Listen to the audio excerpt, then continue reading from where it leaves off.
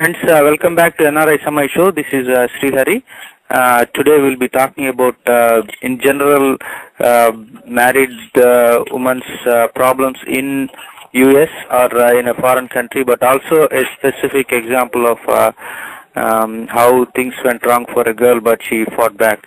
And then later on, we'll be also talking about various help groups that are available and how to reach if in case anybody has these kind of problems in a foreign country. So today our show, Sneha will lead the show, and Ramani is also with us. Sneha, you want to take it from here? Hi, good morning everybody, and welcome to NRISamay. It's a pleasure to be with you all. And Ramani, good morning. How are you doing today?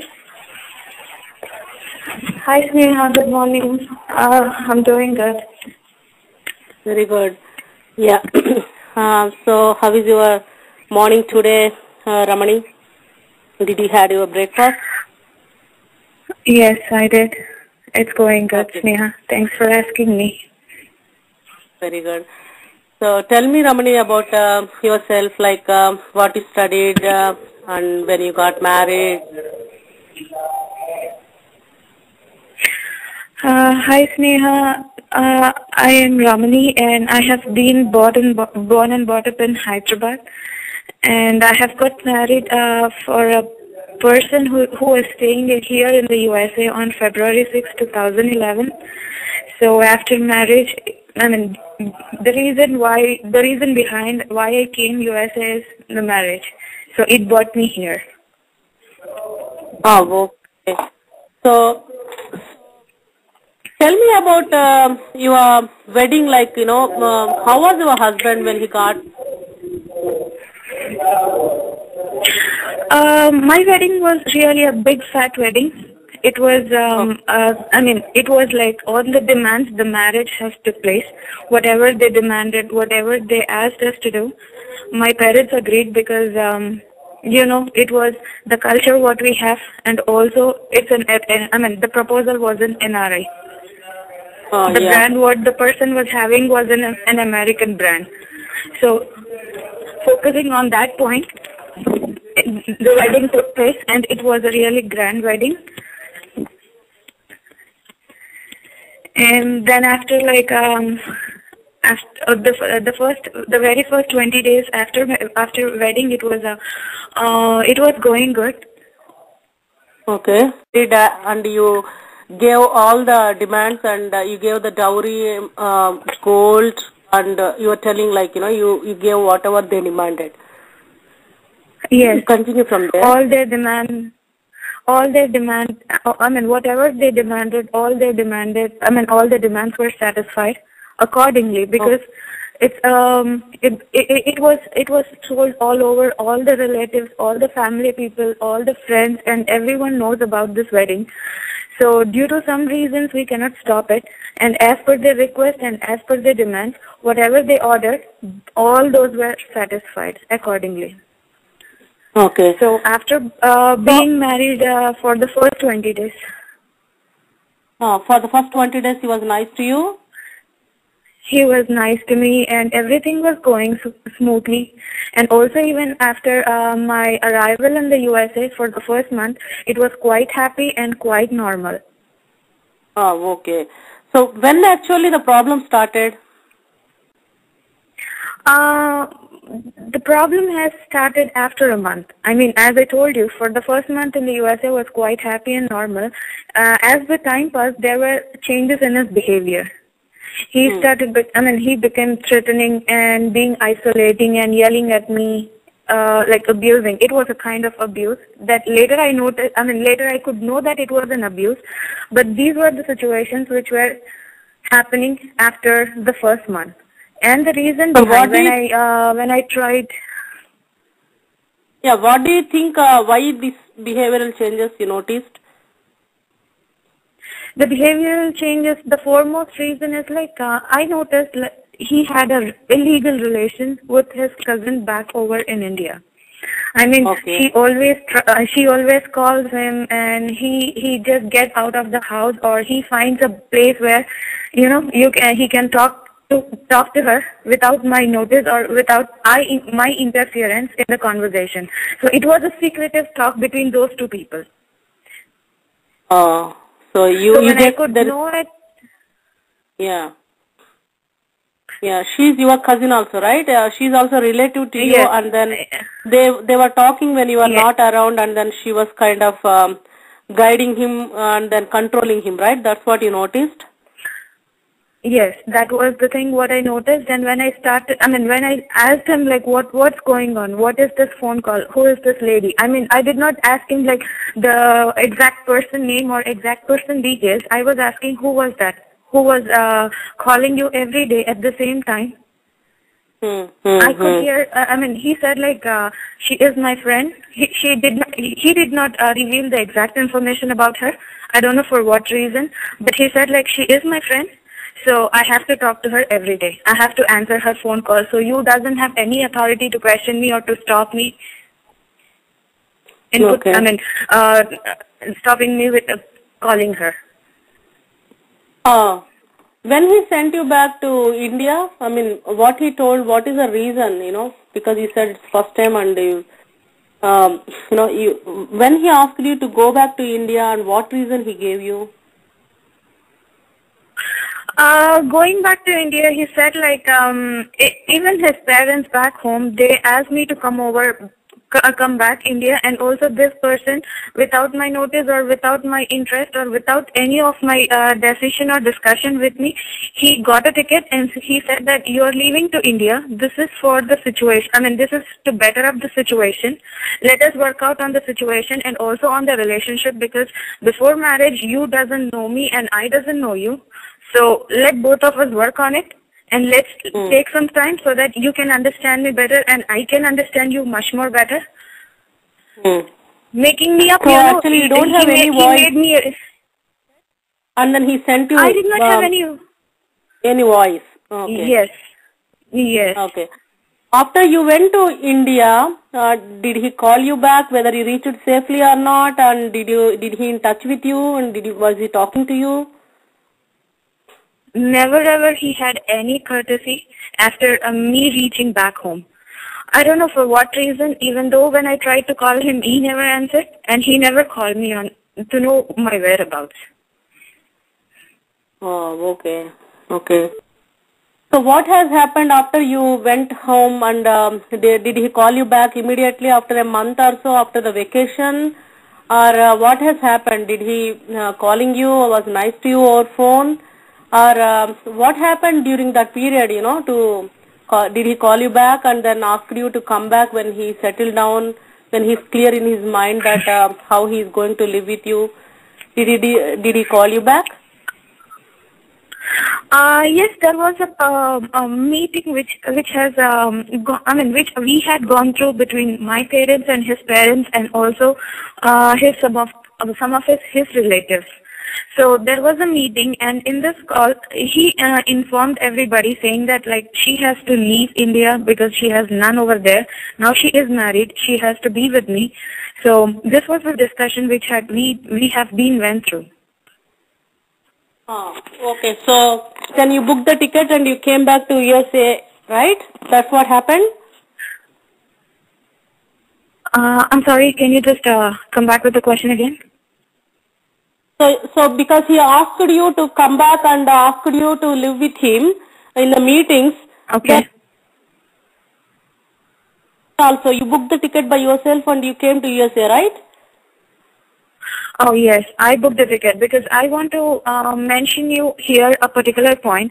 For the first time, when a girl or when a woman gets married, it's a husband part now to take the responsibility. Even for the first time when I have been arrived in the United States, he demanded my parents to get a ticket because he said that he doesn't have money to afford to get a ticket for me for the first time. And even for the next time when I came back over here, he again demanded that he doesn't want to take any responsibility in getting a ticket. So it's again my parents' responsibility. He demanded them to buy a ticket. to the United States. So he received all the dowry amount. He has a plan in his mind that only from your side all the money has to be spent even to come here. And that's what my understanding is. Exactly. Okay, so you landed here and what happened? He came to pick up you from the airport? No, he did not show me. He did not show up in taking me from the airport to home. He, I don't know what happened. He himself asked me to come back over here, and now again when I showed him up, he did not he started abandoning me. Truly speaking, he started abandoning me again from the airport. He did not pick me up from there. And so what for the entire night I was...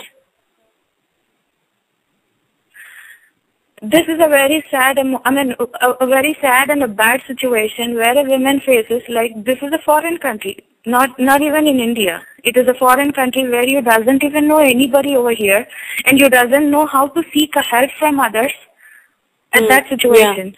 So my situation was so worst, and it was deep down. I was feeling so bad, and for the entire night, and it was... Trust me, it was a fog day and it was snowing very badly. It was so cold and I was waiting in the airport for all the entire night. Oh my God. So you are there all alone in the airport without this person, and then you don't know what to do and you don't know whom to call, and then you are in that kind of situation for whole night. And yes, and then... Yeah, I can feel the pain. I cannot even imagine what a girl has to undergo. So what you did, what exactly you did in that situation, how you want to come out of this and how you want to be safe, what you did there? Even I did not know like how to call a police when I have been there. So for the entire night I was at the airport and the police suspected like what was going on because I was crying and I called my parents back home. They even did not know what to do at that moment. So the police people who were around in the airport, they were noticing me, what was going with me, and they tried to find out the situation and the reason behind. So I explained them this the entire scenario of the night where I stayed in the airport, and these people, they helped me, asking me to stay in in a hotel or a motel, so that until I listen something from my husband. Even I couldn't afford to get into a hotel at that time. One of my friend, it's a friend of friend who is staying in USA. I called her. I called her and she helped me in getting to a hotel. Even at that moment, I did not know how to call a cab, call a taxi, and get over there. Then again, I took a police help. These people, they took me over to that hotel and they just made me to log in at that night. It was in the early morning of the next day.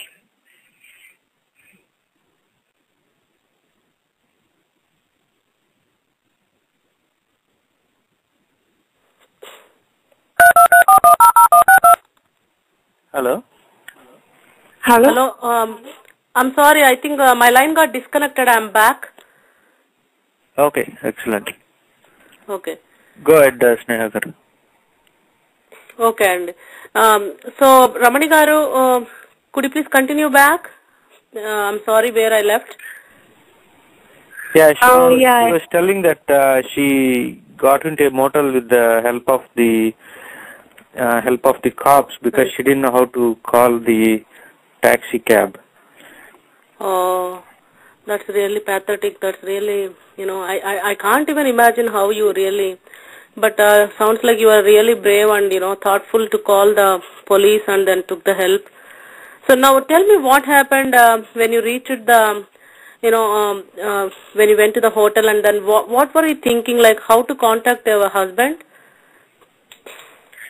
The very next step, in my mind, I was going through I had his office number. So when I tried calling his office mobile or office number, those people they did not even answer me. Okay. And and at that moment I thought like I have to go personally meet them and know about this person what exactly going through, because at the one coin, at one side of the coin I was thinking like he might be under some critical situations. That's the reason he did not answer, or he did not come back to the airport to pick me up. And the other side I was thinking like it was an abandonment or it was an harassment due to the situations what I have gone through previously. So as a good wife you are thinking, as a good wife you are always concerning about him. On the contrary, he has a plan to abandon you. And he, continue. Like, what happened? Like, you went to his office and spoke to the managers and informed that he's missing and not, he didn't came to airport to pick you up, and then you want to inquire what he's doing there? Did you speak to any of his managers or anybody? Yes, I spoke to his business manager. I mean, the head of the person who cares about all the employees. So he was the person who informed me, saying that he couldn't reveal any of my husband's address or any of his related details. Okay. So at that moment I was so panicked and I did not know how to handle the situation.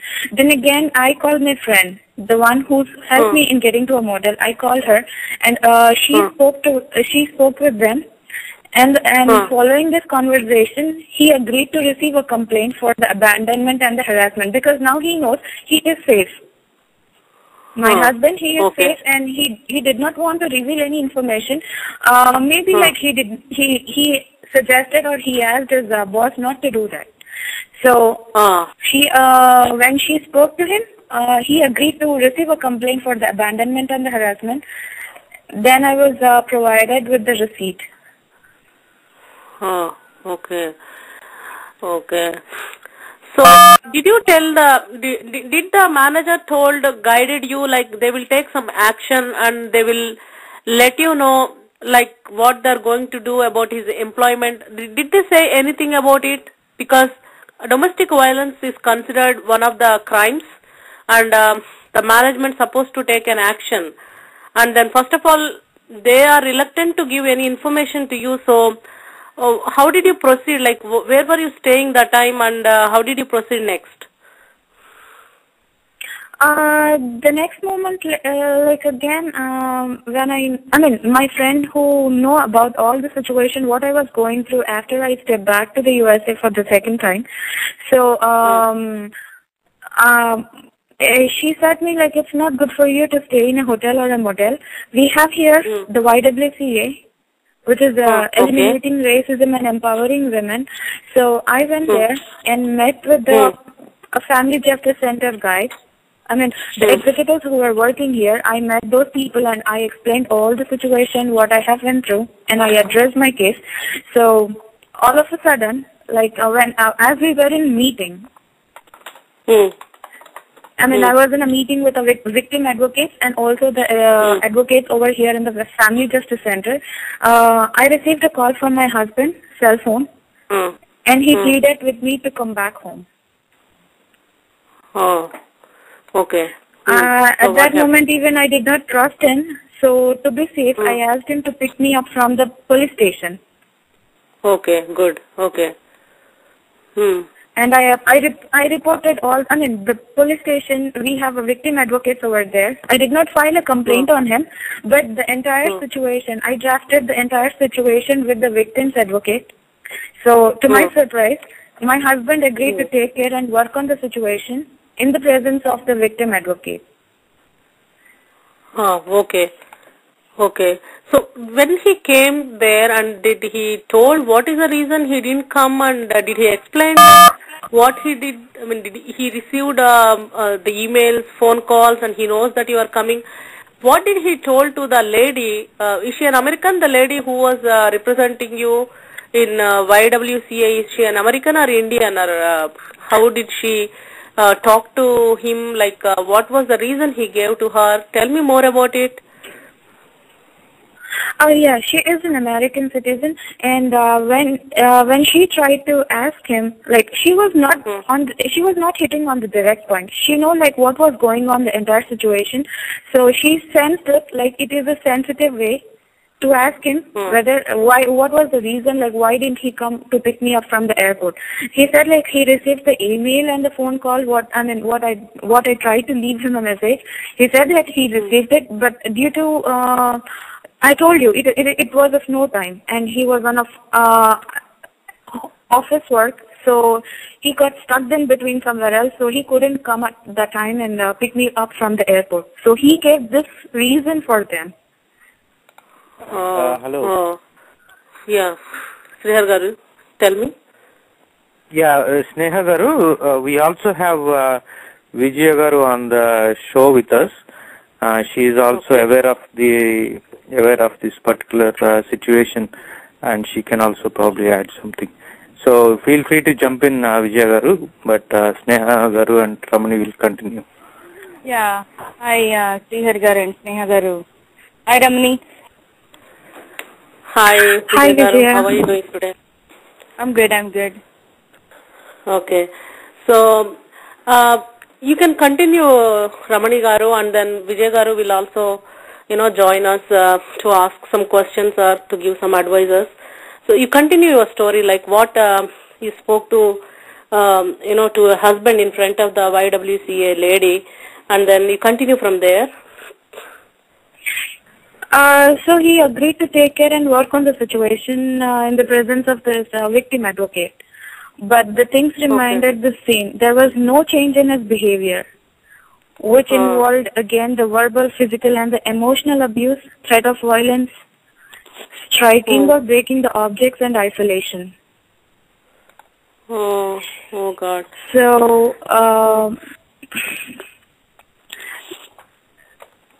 okay, tell me. and also happened, there was a physical abuse.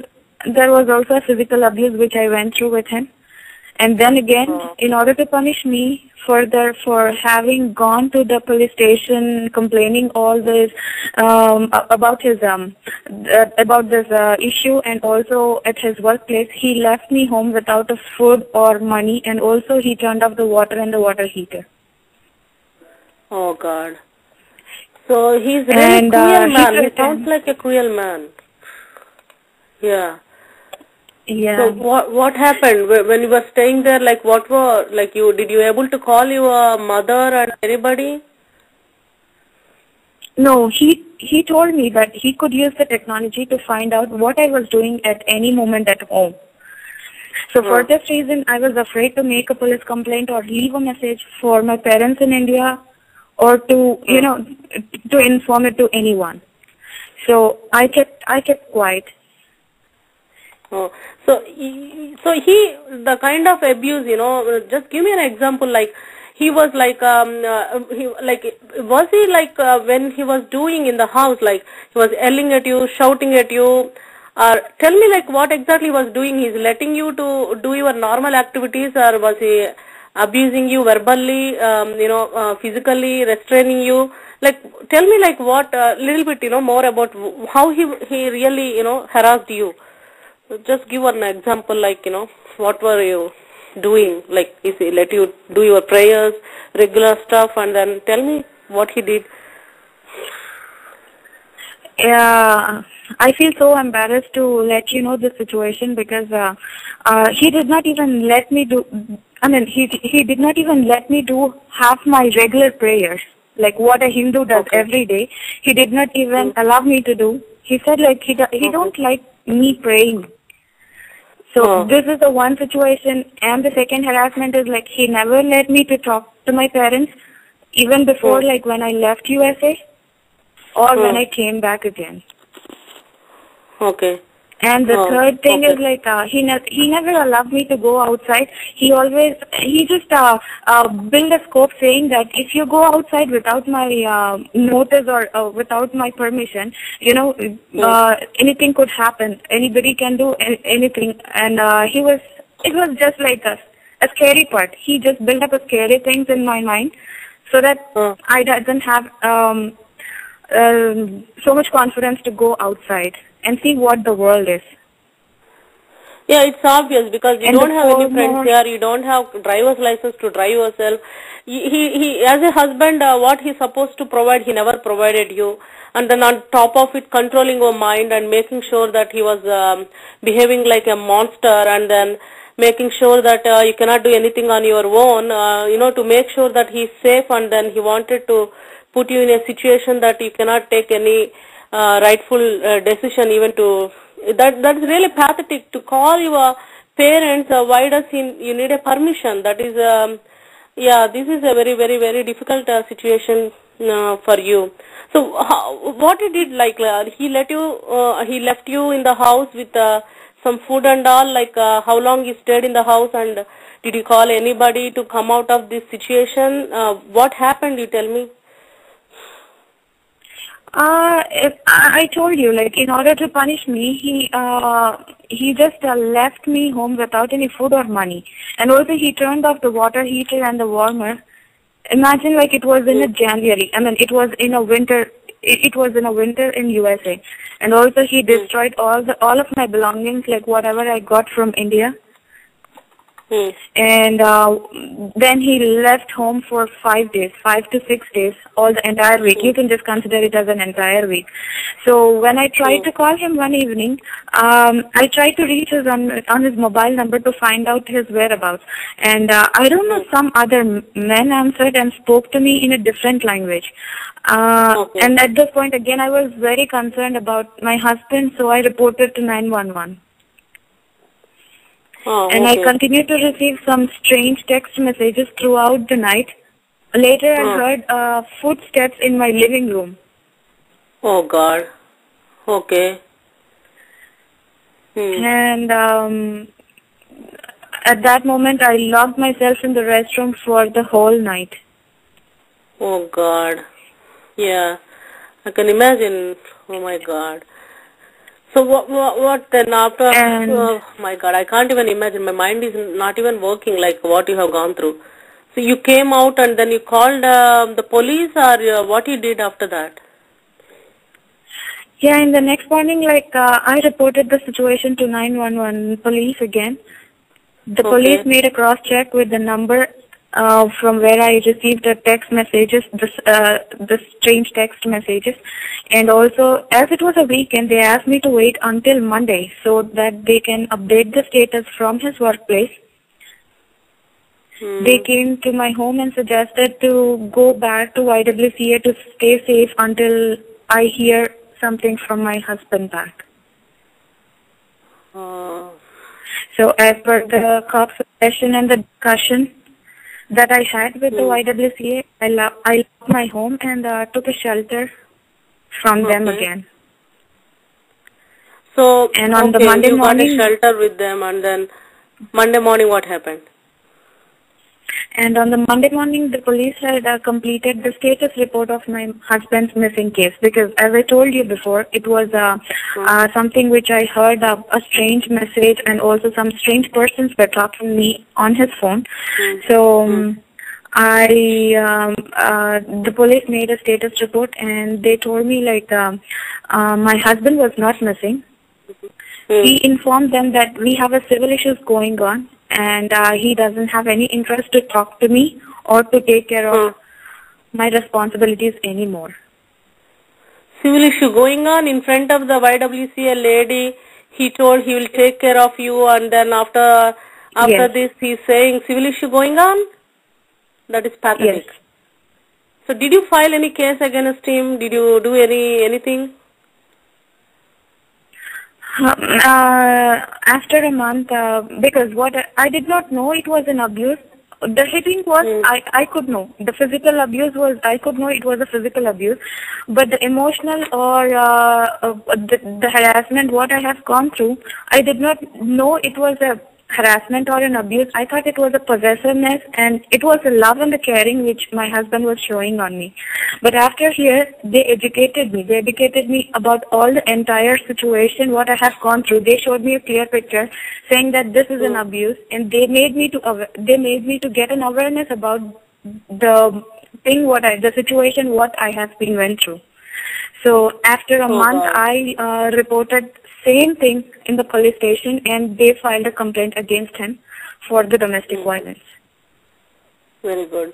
So, did they call him to appeal? I mean, like, what happened after that? Did they, I mean, you hired a lawyer and court case. What happened in the court? And what they said, like, what was the reason? And did they punish him for abandoning you and not treating you well and causing you all the pain? Did he get any, verdict that he has to pay you back, compensated? And what happened?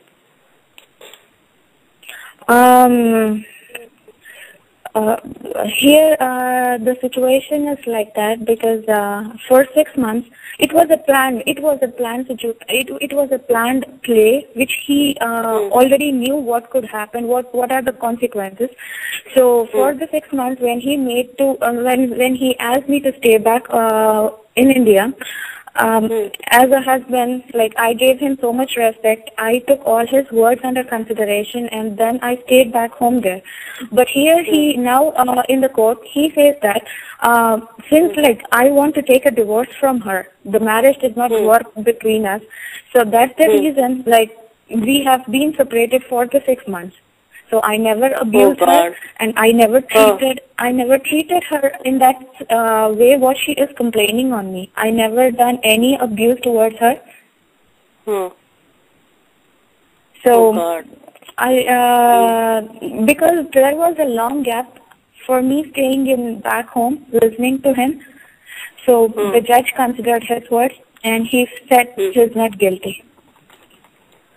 Oh my God, I can't assume, like, what this is really stupidity. Like, after you have gone through all these things, you have this YWCA people involved and police reports, and then continuously you are saying, like, what all the things you have gone through, and irrespective of all these, judge was not on your side, and then he was not considered it as a domestic violence, and then he didn't punish him. That was really pathetic. Vijay Garu, could you please, Ramani, I will ask Vijay Garu, to tell more about any cases like this or what her suggestions. We'll go back to Vijay Garu. Could you please talk about, your knowledge about these issues? Could you please tell us more? Sure, I know Ramani personally, and I have been following up with this case, but sadly, we all know, being in the United States, when we report domestic violence case in the workplace, they are supposed to take action. But they did not, and initially, I have to reach to his boss and let him know the policy, how, and they should be aware of that as well. So then Ramani gave the written complaint. That's how, and sadly they lied too, because he was there and they said they can reach him. He was not at the workplace, and she went through the hell. And on top of it, while I was trying to help her, he was sending me nonsense messages on my emails. He was talking, he was scolding me emails and all the rubbish in Telugu. And and there are a lot of women, not only Ramani, but there are a lot of women who have worse situations, who are facing worse situations than this, but they don't know whom to seek help. As we are in such a culture where, we are, like, we women, we cannot tell what's going on in our personal lives and how the abuse, we can't speak all these in our community. So strangely, we are not allowed to, or I don't know how, that's how, our culture supports. But recently there are a lot of South Asian Women's Center which are supporting such cases, and they usually give housing for a while and help them to reach their goal and carry on with their careers and all that. And so we have, like, Asha for Women, SJWC, and also Savera, kind of South Asian organizations where like Indian, Muslim women, they all, have the support from. And also we have YWCA where this center is available in every county. Not many women know about this. When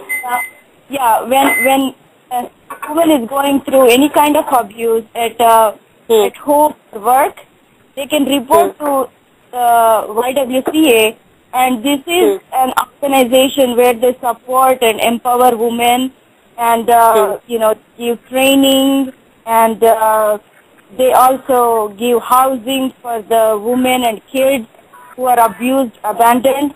So they need to find out, if anything goes on like this with any woman, they need to call their, city, and they can give the information about these centers where they can go immediately and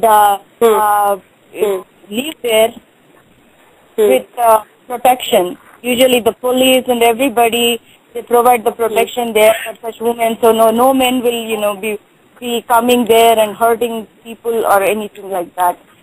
So there are a lot of in such situations that we are not aware of and they are not telling out, and usually we women try to fly back to India and they try to tell us, this will be okay, so and so, and they'll send us back, but it will not be okay. When there is a physical abuse, it's not right. It's not allowed in any culture. That's the message we need to give to our women, not, anywhere on the earth. Physical abuse or mental abuse is not allowed. So, Vijay Garu, one question, this is Srihari. So suppose if somebody is listening to the show and they know somebody who is going through this, or maybe they are going through such a problem, what exactly should they do? I know you said call the city, but they may not even know how to call the city, so they have to go to Google and search for what? Search for YWCA, or else South Asian Women's Center. So it will pull up South Indian Women Organization if they type it in. If you want to be with, our own community women, there are a lot of organizations in cities like Los Angeles, Fremont, and Atlanta, New York. So major cities, they all have these. And if not, wherever these South Indian communities are not there, they can type YWCA, and they have centers all over in United States. So even if you call them, they will be able to give you contacts in their own cities. So even if you call somebody in New York, YWCA, they can be able to direct those women to their city centers, so they can be safe and take their help. Like Ramani, she came here in January, and now it's August almost. Hats off to her for her courage. So all women need to do that. Don't lose your courage and try to reach help. If you don't know, try to reach your friends. They might be able to help. So, and also, our one concern is that when these things happen, when we need to report to the embassy, like Indian embassy here and Indian consulate. At least they should be able to help. But strangely, I have been involved with several women, helping them around in such cases, but not much help is received from them. So we need to have some kind of, law or some kind of help in place from Indian embassy where they can just call them and, if they let them know the situation, they should be able to helping them. And that's not happening. And even back home, India, even if they file, there are hundreds and thousands of cases filed in India right now, a lot of NRI cases. It came to a situation where the police are telling there are a lot of cases right now on our table. I don't know how long this will take, and we don't know when it will move. And obviously it will take anywhere near to 3 to 6 years minimum to come up to the court if we file a case in India at this time. So, and with the influence, obviously, with the political influence and with the financial influence what the guys have, they are actually, trying to close the case, or they are trying to pull it as many years as possible. And with a lot of corruption in India, and this is actually possible for them to shut down close the case, or make it like 10 years down the road, just pull it, drag it, And women are not finding any kind of justice at this time. So my best bet would be they need to reach these women centers and try to find out how they can get help in case of immigration, and also in the situation where they don't have education or enough training for their careers. So they usually provide the training for the women, for them to settle down, get a job, all those kind of things. So they need to proceed towards that way. Levanti Vijay Garu, there is a question from my side. In these cases, like even that YWCA comes into picture, all these women who come to USA on marriage or on H4 dependent visas, so how do we get the work permits for them to be, self-sufficient to live in this country and then get on their feet? How can we do that? So when these YWCA centers are supported, part of their centers are supported by the government, and they will help for the abandoned and abused women. There are some laws where it's like asylum. So they will provide immigration for those women, and it is a process, but it will happen. So they will provide the green card for them, and they will provide the training for them to get a job and settle down here. So yeah, there are laws in place. At least I'm glad and thankful to be in United States, where they at least respect. We have such laws for women in United States to help. I bet if women like us, if we are in India, we will put up time. Oh, really? Yeah. So you think it is much positive situation from US side rather than in India because of the political game, and they play more rather than they help women in India. Right. That's what you are saying? Okay.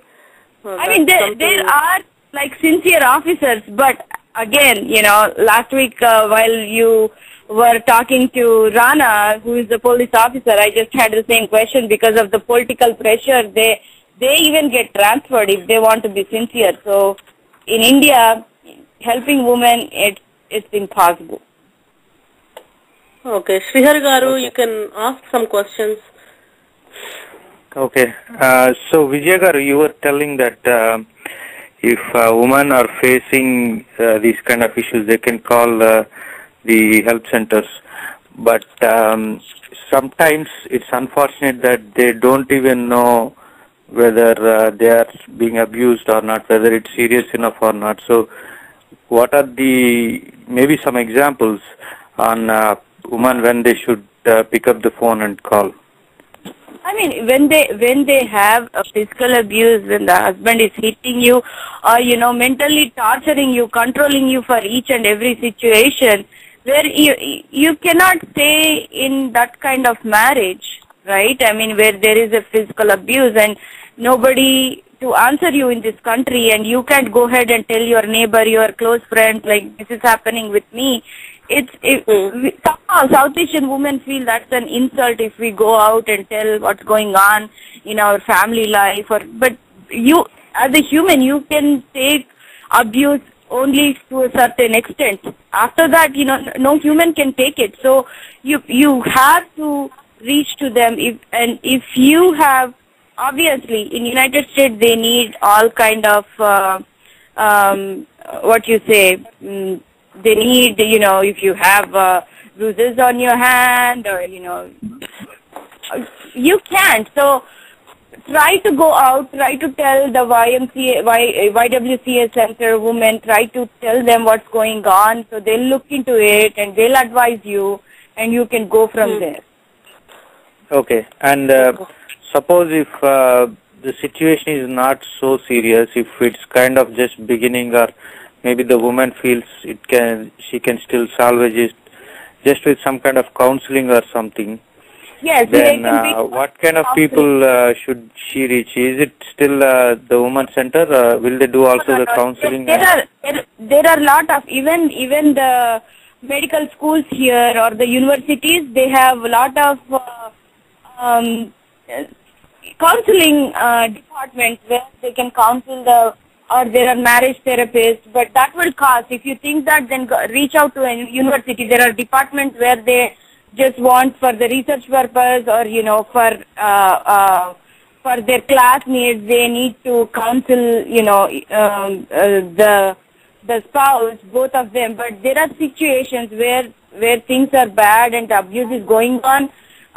The husband might not want to come, or the wife might not want to come to the counseling. So that is a hard situation, and I have seen that in many cases that the husband doesn't want to counsel for some reason. Indian men or Indian women think that counseling, marriage counseling, or any kind of counseling is known as or for the crazy people, or it's for like psychologically ill people. I don't understand why, but a lot of people think about that if you ask them to come for counseling. No, it is not. It is for help. Look, it's just like talking to our elder people, older people in back home in India. If we have any bad situations where we need to seek help or advice, since that is not available in this country, we have psychologists, we have marriage therapists who are willing to help the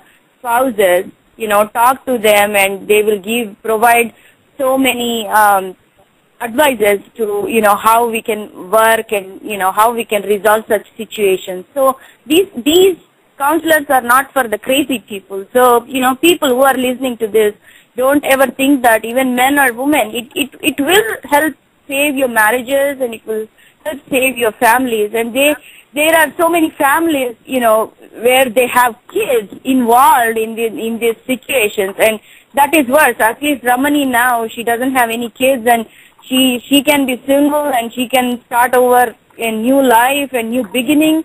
But there are families where the kids are involved, which hurts them badly, that their parents are in two different homes, and they are seeing the physical abuse going on their mother, and mental abuse in the house. So that affects their education, their health, and everything. So yeah, please do go to a counselor and get some help if possible, before even getting beyond your hand and beyond your situation, where you can reach the help of a police or help of a women's center. That's my advice. Okay. And you were saying some other organizations like ASHA. Could you please tell me some other organizations that can help women other than YMCA, YWCA? These are South Indian Women Organizations. They are called SAWC, and there is one more called Savera. This is Savera. Savera. This is across the country. So if you call one Savera organization, they would be able to direct multiple locations again in United States. And there is also called ASHA for Women. Okay.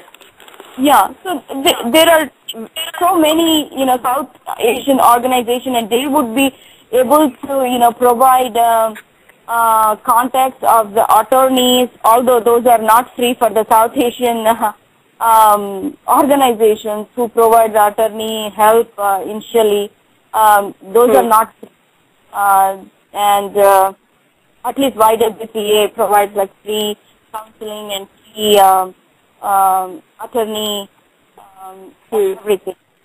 Yeah, so if they can get hold of these organizations, it will be helpful for at least Asian Indian women. And okay. So what exactly we can really suggest for Ramani in her case, ma'am? Actually, what do you suggest? I mean, she filed a case against them and they did not really do justice to her. Is it not good to file a case in that case, to file in India also, so that See, always this kind of people will get away from law, the husband, he can again go back to India and marry another girl and do the same thing to her. So yes, what exactly is the... Lot of women I'm seeing and lot of men, they're doing that, and not only men, there are some women, they are also in, it's other way around. Men are also facing some kind of, abuse. I'm not saying it's all women or it's all men, but, there are situations this is happening, but sadly, you need evidences in United States for each and everything has to be in written or recorded. So what happens is, by United States law, if anybody, man or woman, if they just file a case saying, I'm not interested in this wedding, so I need a divorce, sadly, the laws in this country does support that, and they will not ask for any kind of evidence, what happened or what, and they will not look into it. Ramani did provide all those evidences. Despite that, he wasn't guilty in that situation. And there are a lot of men, this happened with a lot of women, and they just escaped with their financial power and the influence they have. So they do get away. And imagine like India, if they at least like India too, there is a situation where you can file a case, and when they file like a red carpet notice, there's a law called I think it's 485. I'm not sure about that number, but yeah, there is a red carpet notice you can issue when the guy flies down to India. They will actually arrest them at the airport if the case is in place and it's registered. So there is a possibility, but again, with the money they have, they will shell out lakhs of rupees and they will come out in overnight from the jail. So it doesn't hurt them. Yeah. And for them to, when we file a case and when we hire a lawyer in India and the case comes to the court, it will usually take about 6 years to come onto the bench. So in these 6 years, that guy will return back to India. He can get married again. So there is not a good situation or good laws back home in India. Sorry to say it, but yes, they do not. And they can escape from such cases and they can get married again and settle down again. So my only advice is women should be strong and they should not lose hope and they should get educated. Education is the only power for a woman or anywhere on the earth. So get educated, get a job, be independent, be, financially independent. That way you don't have to be worrying about how your life will be or who will take care of you. Oh, okay. Yeah. Actually, Ramani garu, could you please tell me, like, what is, your suggestion for girls? Like, what is your planning to do? Like, how you are going to stand in your life? What are you going to do? Briefly, you can tell, like, what are your suggestions and how you can give some, advice to the girls who may face the same kind of situations.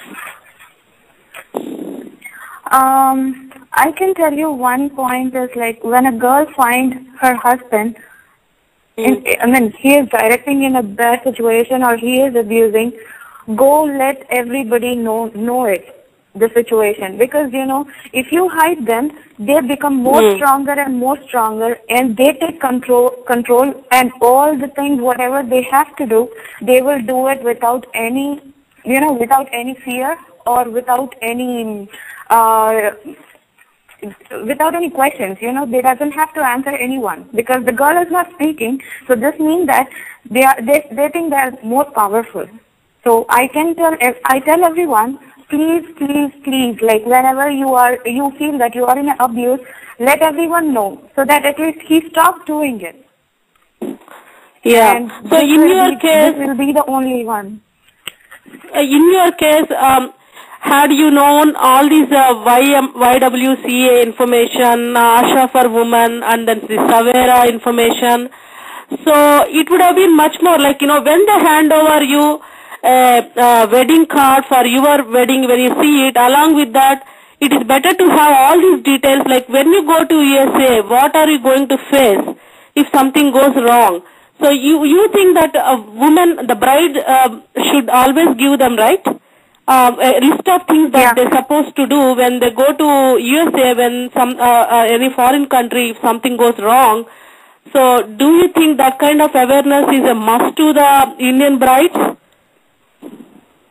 Exactly. Like when a girl is getting married to an NRI and she doesn't know about him anything, like what he is, what exactly the background picture he has over here, I suggest her to go through all these, whatever the awareness, the possible awareness about the USA, what it is supporting for a woman to be safe and to be protected. I asked her to go all through this and get educated, as much as educated, going through blogs, going through internet. You have so much information thrown on all the blogs about the women, empowering the women and protecting or safeguarding or, helping out when they are in a very bad or in a critical situation. Please do it. Yes, and also along buying all the jewelry and all the stuff, they should buy a video camera and then, get a camera to record all these things also. I'm not joking. I'm just, because there should be a proof to prove anything to the police. So I suggest all the brides should get some cameras, video cameras, some secret cameras so that they can hide them and then record when husbands abuse. What do you say about it? Don't think I'm crazy. I'm just thinking a solution and recording the issue here. What do you suggest? I think I go with you. I really and I 100% go with you, whatever you told, because that was the big Everest mistake. What I did is I did not had so much, I did not had so many plan to take a hidden camera with me. At that moment, I was in love with my husband, so nobody wants to shoot a camera when he is abusing you or when he is trying to do all the situations. But this time, I want to tell everyone, whatever it is going on, go with a hidden camera. Please record everything, and this will be a powerful weapon for you when you file a case against him. Yes, because we never knew, because our life is put in somebody's hands, assuming they are safe hands, and we assume that we are in lovely hands, and we always think in the positive side because there are very pleasant moments, getting married and getting into a life partner, but things are really rapidly changing, and the partner we are getting, we don't know what he will become, even though he is good during marriage and after a few months. But he can either try to become a devil or a monster, or we don't know whether he'll be a god. But finally, we should not put our lives into their hands. But unfortunately, Indian brides are getting into this. So Ramani Garu and Vijay Garu, you both gave us pretty good information, and then I really appreciate Ramani Garu. Even though you are in a critical situation, you came out with so much of courage, with an intention to help all others who may get into such situations, and it's an eye-opener. Women like you, I don't see them as just girls or women. They are brave, brave women like Rani Rudramadevi or Jhansi Ki Rani, because, your home is your Raja, your kingdom, and you are the one who has to survive. And you were doing whatever you could do, and you came out to help all others. That is really amazing, Ramani Garu. And Vijay Garu, your points are well noted, and then I posted some links about Asha, Savera, under this, NRISamay, and then I definitely forward the links to friends also, and then I'll make sure that from my side, there will be some awareness can be created. And it's really, let me say, for both of you being so nice and came out to help all others, just great kudos from my side to both of you, and thanks a lot for coming out and sharing your experiences. can you just give me a minute? I would like to talk about one of greatest person, because today without Vijaya Garu, I am not here in the USA. She is the only one main support, the strongest support, which made me, to make me feel strong, to make me feel more confident. Before, I was not this confident to talk to anyone over here. The accent is completely different when you talk to some other high officials. When you go to a police station, I did not even have so much confidence. I did not even have so much courage to get the things into a limelight. So this is the only opportunity where I can share my feelings, saying everyone that, see, Vijaya Garu, she is the role model of my life. She gave me the direction to lead my life in a beautiful way. Yes, so, yes. I wish you all the best, Ramani Garu. I'm pretty sure I can see a leader in you. And don't ever think any negativity. I know you are a very positive person, and I really admire you, though my interaction with you is very short, but I can see a strong lady in you and a courageous woman, and I'm pretty much sure this is a simple a setback, but you definitely will reach a higher position, and you will definitely become a very strong leader to advise women, and then I'm pretty much sure you will get good success in your life, Ramani Garu. I wish you all the best to you. Thanks again for the show. Thanks again for all the good things you told, and then for all the spirit you gave to the viewers and to everybody. That's wonderful.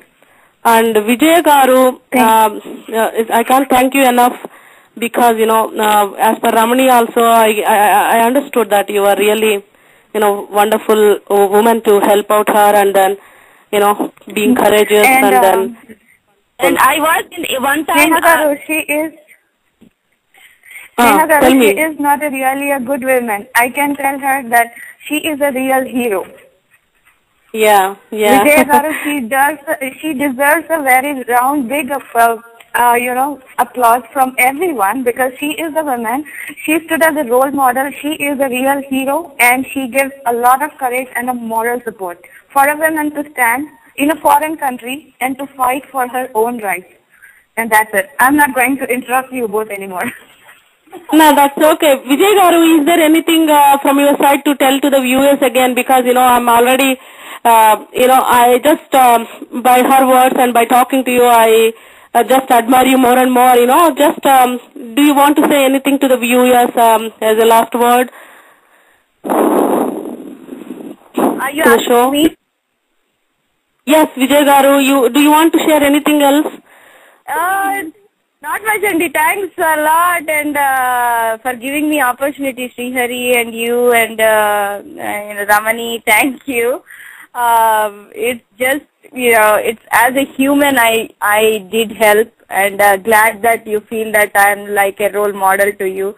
I wish that you and you should be role model to many other women. And I was in worse situation than what Ramani was going few years ago, and I didn't know about any YWCA centers or South Asian organizations. I struggled a lot. By God's grace, my parents were there to help me out, to motivate me. My sister was there to help me out. So, I was there in situation. I know how it is. So, all the women, don't lose any courage, and it's a short life.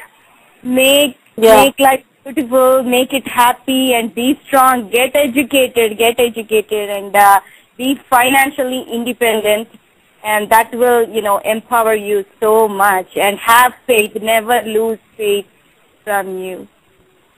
Oh, that's wonderful, Andy. Thanks a lot. That's really wonderful to listen, both of you.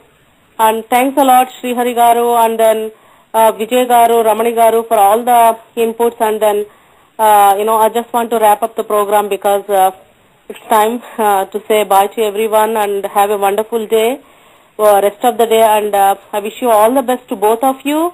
And then definitely I'll keep in mind we should all be role models, because we know certain things to help all others. So I will definitely post a few more information in my Facebook and in email, so that people can really get get aware of the Savera, Asha and YWCA organizations, and then keep a hand out, rather than coming here and suffering.